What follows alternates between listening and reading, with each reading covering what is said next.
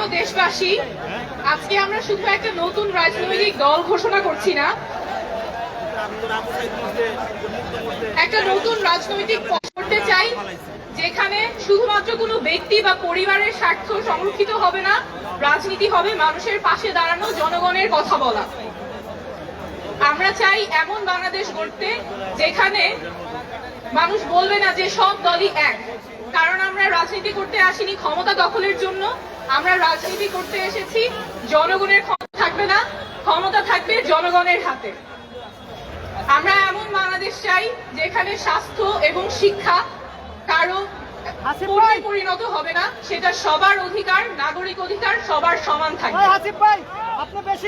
বাংলাদেশ বদলাবেই, শীঘ্রই বদলাবে, এবার অবশ্যই বদলাবে, আপনাদের হাত ধরেই বদলাবে। একনল হ্যান্ড ওয়াশ 100% প্যারাবেন ফ্রি, তাই নিরাপদ হাতের জন্য আস্থা রাখুন একনলে।